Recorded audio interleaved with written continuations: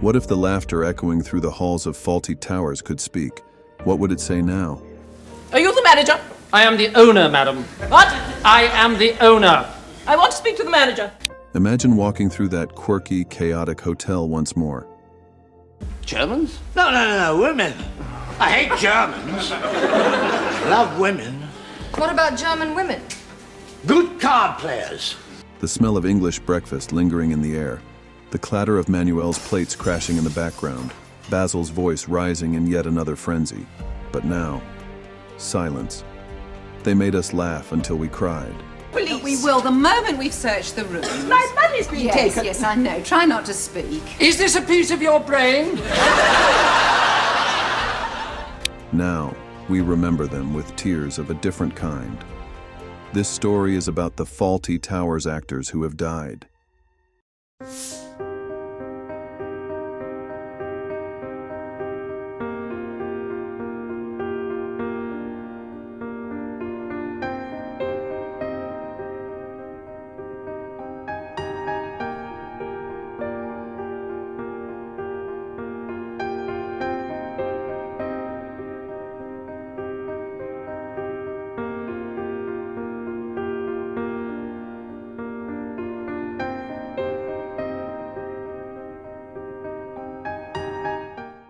Andrew Sachs, born Andreas Siegfried Sachs on April 7, 1930 in Berlin, Germany, was more than just the lovable Manuel from Fawlty Towers. His life was a testament to resilience and talent.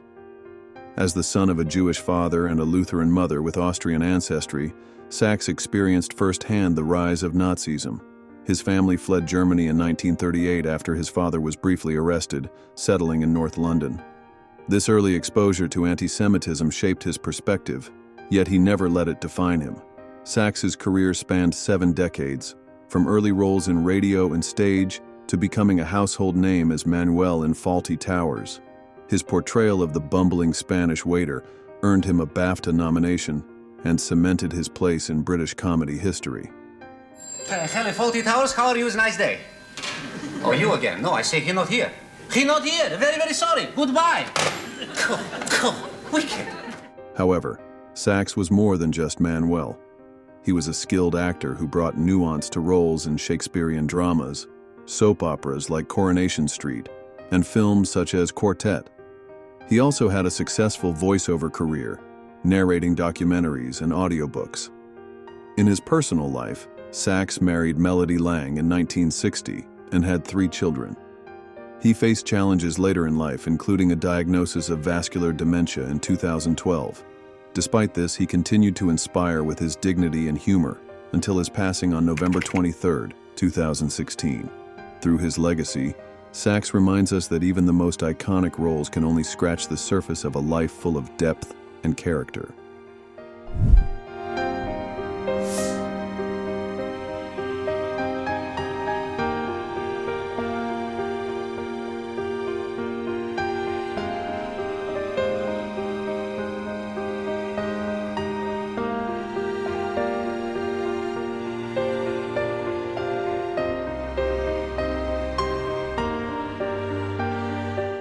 Must have been keen on her because I took her to see India. India? At the Oval. Sir Ballard Berkeley, the unforgettable face behind Fawlty Towers' delightfully oblivious Major Gowan, was more than a punchline. Born in 1904 in Royal Tunbridge Wells, Kent, Berkeley's career spanned decades of British stage and screen. He brought to life the charmingly senile ex-military man whose outdated rants and wartime flashbacks became comedy gold. The Major wasn't just comic relief, he was a reflection of Britain's fading empire, delivered with impeccable timing.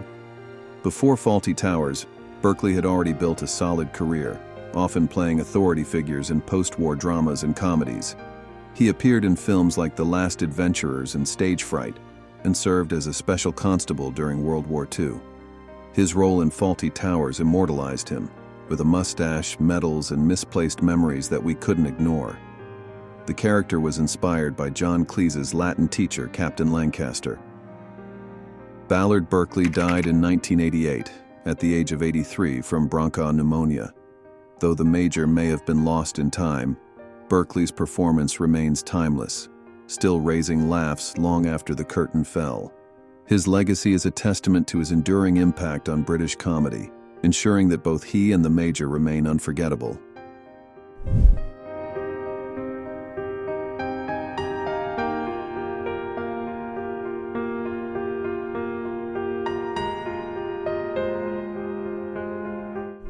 How do you measure a legacy that made generations laugh, cry, and dream? Bernard Cribbins, born December 29, 1928 in Oldham, was more than an actor. He was woven into the fabric of British entertainment. From wartime fundraisers to the British Army, his journey led to over 70 years of unforgettable performances. We remember him from Fawlty Towers, where his guest appearance still gets laughs.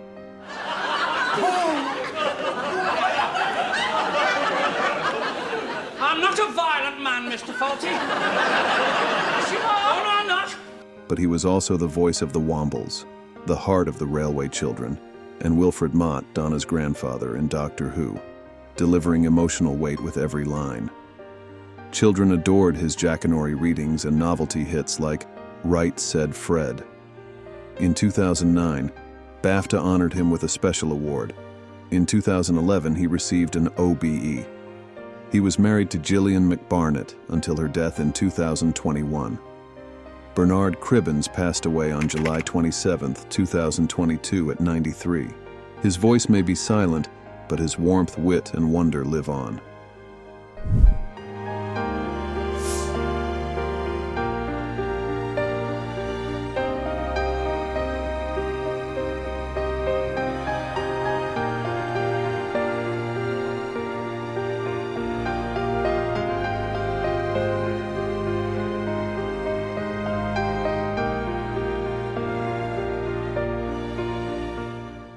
What makes a side character unforgettable?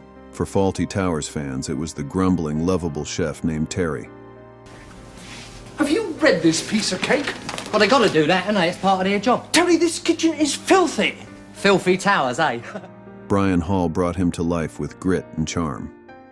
Born November 20th, 1937 in London, Hall wasn't always on stage. He was once a taxi driver before being spotted by agent Richard Ireson. From the Royal Court to the Royal Shakespeare Company, he carved out a powerful career. Though often cast as tough guys, Hall flipped expectations as Terry, chaotic, hilarious, and unforgettable. Off-screen, he was generous, funny, and deeply respected. His friendship with John Cleese was filled with pranks, including a toy car joke after a Rolls-Royce quip. Diagnosed with cancer in 1994, Hall faced it with strength until his passing in 1997. He left behind his wife Marlene and 4 children. As Cleese said, his courage was remarkable. Brian Hall's legacy lives on, in laughter, chaos, and that unforgettable kitchen at Fawlty Towers.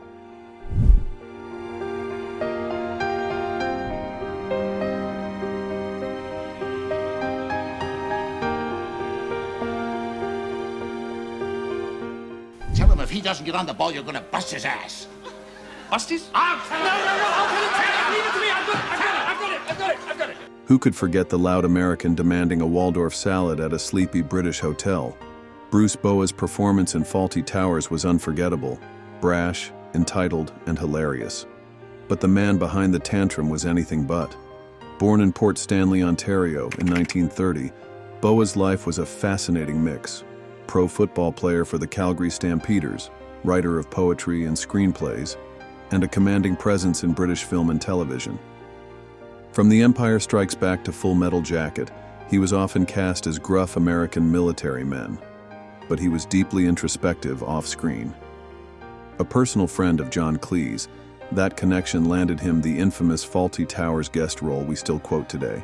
Bruce Boa passed away from cancer in Surrey on April 17, 2004, at 73. Behind the booming voice and big performances was a thoughtful artist who could steal a scene with a single shout and leave us laughing decades later.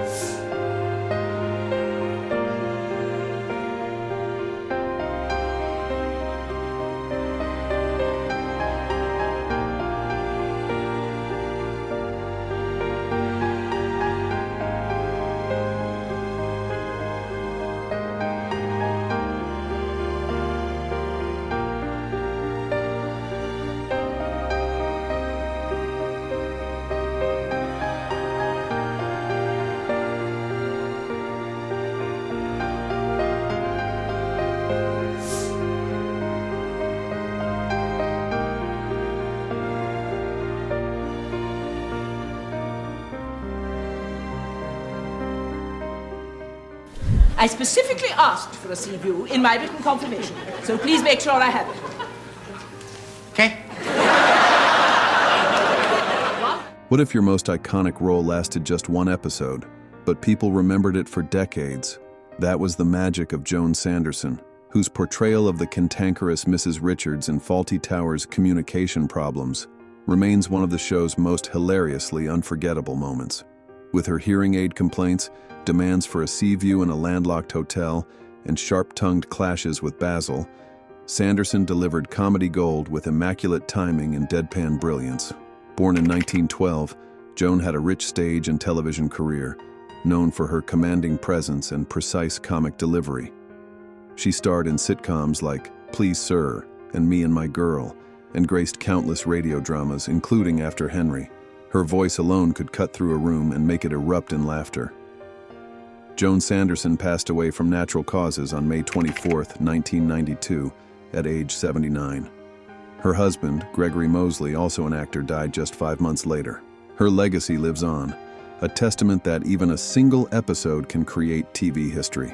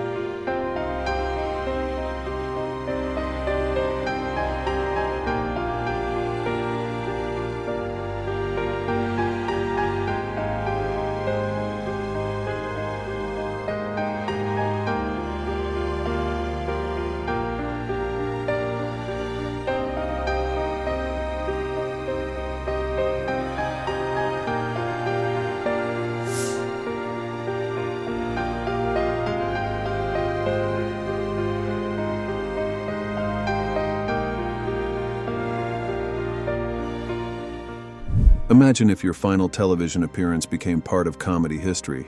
Michael Gwynn's last role was in the TV play Spawn, but his most memorable was in Fawlty Towers, where he played the charming con-man Lord Melbury. How much, if it's not a rude question? No, well, could you manage, 100? Oh! Absolutely! With effortless elegance and sly wit, Gwynn set the tone for the series.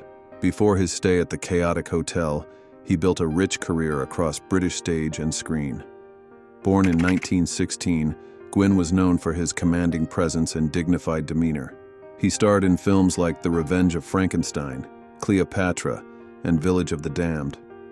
His roles often leaned toward the aristocratic or intellectual, yet he brought warmth and nuance even to the coldest characters. Gwynn served in World War II as a major, and later recorded plays for Cadman Records. Sadly, he died of a heart attack in 1976, leaving an indelible mark on British comedy. His brief time on Fawlty Towers kicked off a series that would define British comedy, ensuring his legacy endures.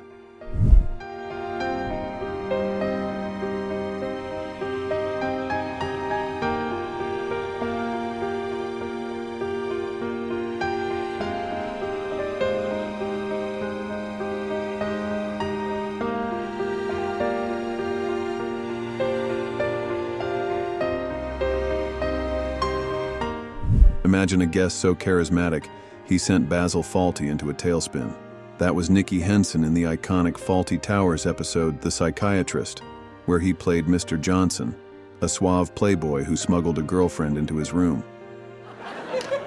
So Harry says, you don't like me anymore, why not? And he says, because you got so terribly pretentious. And Harry says, pretentious? Moi? I'll just try that number. With his unbuttoned shirt and medallion, Henson left an indelible mark on the series with just one appearance. Born in London in 1945, Henson's career spanned stage, screen, and television. He was a Royal Shakespeare Company regular, starring in cult films like Witchfinder General, and later appeared in EastEnders and Downton Abbey. Off-screen, he was known for his humor and generosity. Diagnosed with prostate cancer in 2000, Nicky lived far beyond expectations, continuing to work until his passing on December 15, 2019, at 74. His presence in Fawlty Towers remains unforgettable decades later. With a career that included diverse stage roles and a legacy in British television, Nicky Henson's impact endures.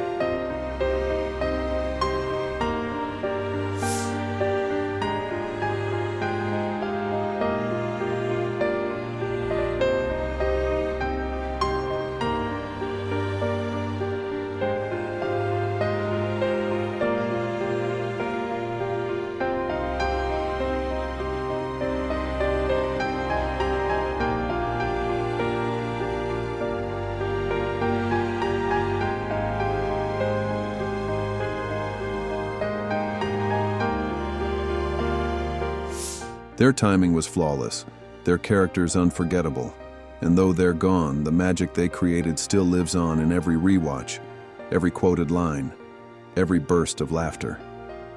Fawlty Towers may have only had 12 episodes, but its legacy is eternal, thanks to the brilliant souls who poured their hearts into it. Which character always made you laugh the hardest? Which performance lives rent-free in your mind? Share your favorite Fawlty Towers moment in the comments, and don't forget to like and subscribe if these memories mean something to you too. We'll continue celebrating the legends who shaped the golden age of British comedy, one story at a time. Until next time, keep the laughter alive.